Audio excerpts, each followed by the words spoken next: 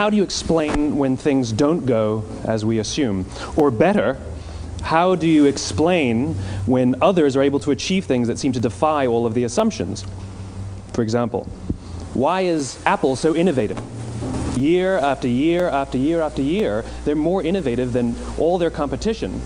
And yet, they're just a computer company. They're just like everyone else. They have the same access to the same talent, the same agencies, the same consultants, the same media. Then why is it that they seem to have something different? Why is it that Martin Luther King led the civil rights movement? He wasn't the only man who suffered in a pre-civil rights America, and he certainly wasn't the only great orator of the day. Why him? And why is it that the Wright brothers were able to figure out controlled powered manned flight when there were certainly other teams who were better qualified, better funded, and they didn't achieve powered manned flight, and the Wright brothers beat them to it? There's something else at play here. About 3.5 years ago, I made a discovery. And this discovery profoundly changed my view on how I thought the world worked, and it even profoundly changed the way in which I operate in it. As it turns out, there's a pattern. As it turns out, all the great and inspiring leaders and organizations in the world, whether it's Apple or Martin Luther King or the Wright brothers, they all think, act, and communicate the exact same way, and it's the complete opposite to everyone else. All I did was codify it. And it's probably the world's simplest idea. I call it the golden circle.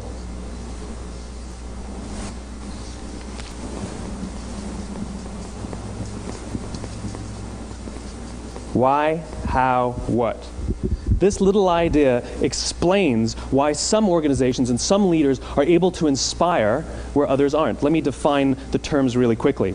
Every single person, every single organization on the planet knows what they do, 100%.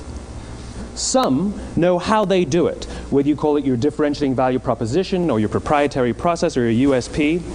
But very, very few people or organizations know why they do what they do.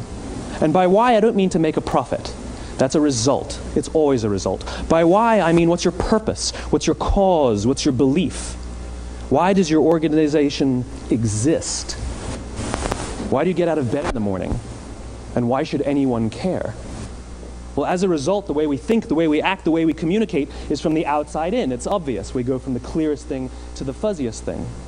But the inspired leaders and the inspired organizations, regardless of their size, regardless of their industry, all think, act, and communicate from the inside out. Let me give you an example. I use Apple because they're easy to understand and everybody gets it. If Apple were like everyone else, a marketing message from them might sound like this: we make great computers. They're beautifully designed, simple to use, and user-friendly. Want to buy one? Meh. And that's how most of us communicate. That's how most marketing is done, that's how most sales is done, and that's how most of us communicate interpersonally. We say what we do, we say how we're different or how we're better, and we expect some sort of behavior, a purchase, a vote, something like that. Here's our new law firm. We have the best lawyers with the biggest clients. We have, we always perform for our clients, do business with us. Here's our new car. It gets great gas mileage. It has, leather seats. Buy our car. But it's uninspiring. Here's how Apple actually communicates. Everything we do, we believe in challenging the status quo. We believe in thinking differently. The way we challenge the status quo is by making our products beautifully designed, simple to use, and user-friendly. We just happen to make great computers. Want to buy one? Totally different, right? You're ready to buy a computer from me. All I did was reverse the order of the information. What it proves to us is that people don't buy what you do, people buy why you do it. People don't buy what you do, they buy why you do it. This explains why every single person in this room is perfectly comfortable buying a computer from Apple. But we're also perfectly comfortable buying an MP3 player from Apple, or a phone from Apple, or a DVR from Apple. But as I said before, Apple's just a computer company. There's nothing that distinguishes them structurally from any of their competitors. Their competitors are all equally qualified to make all of these products. In fact, they tried. A few years ago, Gateway came out with flat-screen TVs. They're eminently qualified to make flat-screen TVs. They've been making flat-screen monitors for years. Nobody bought one.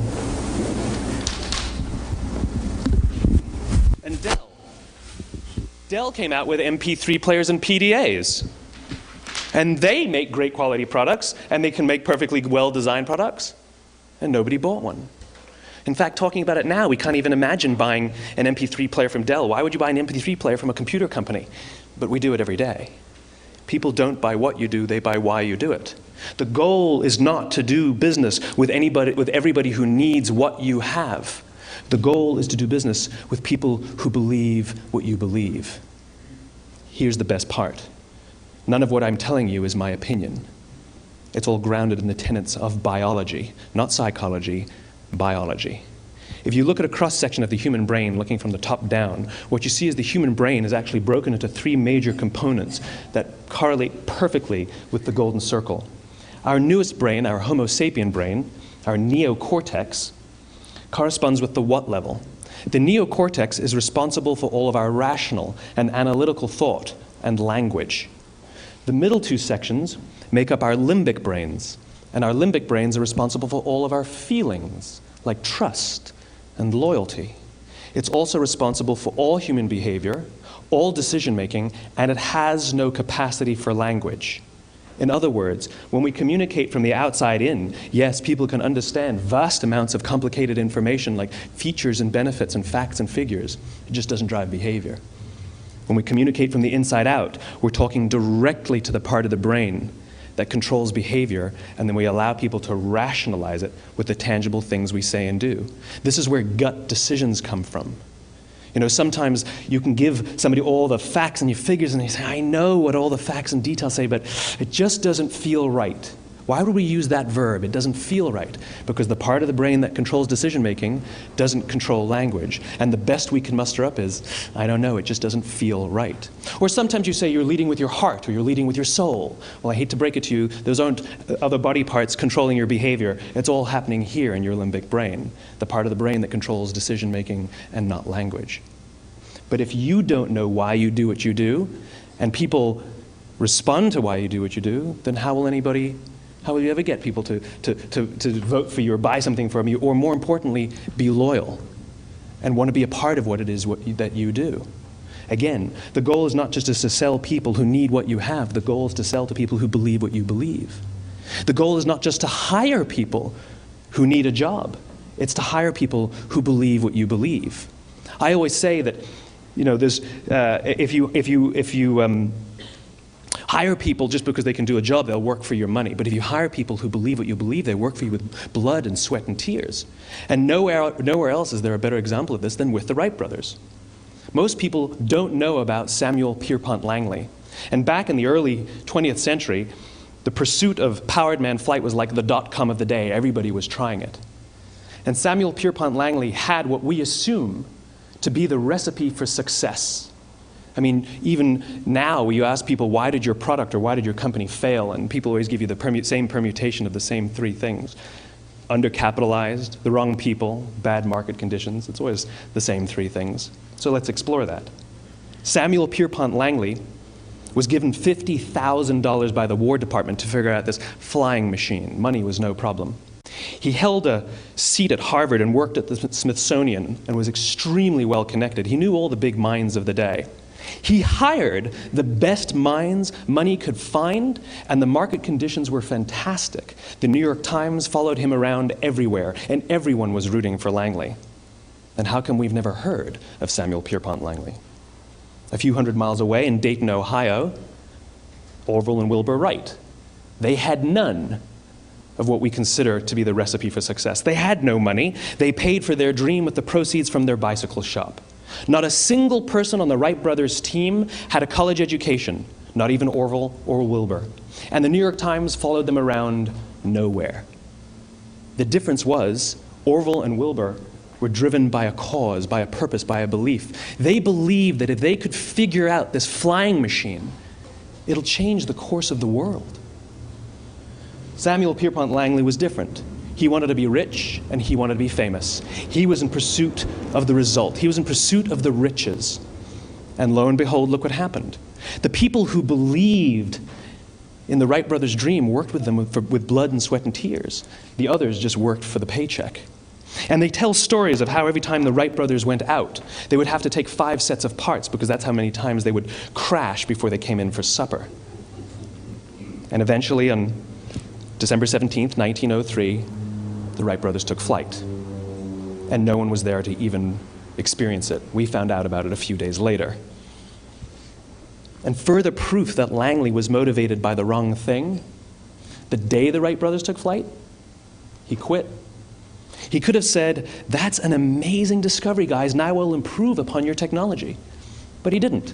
He wasn't first. He didn't get rich. He didn't get famous. So he quit. People don't buy what you do, they buy why you do it. And if you talk about what you believe, you will attract those who believe what you believe. Well, why is it important to attract those who believe what you believe? Something called the law of diffusion of innovation. And if you don't know the law, you definitely know the terminology. The first 2.5% of our population are our innovators. The next 13.5% of our population are our early adopters. The next 34% are your early majority, your late majority, and your laggards. The only reason these people buy touch-tone phones is because you can't buy rotary phones anymore.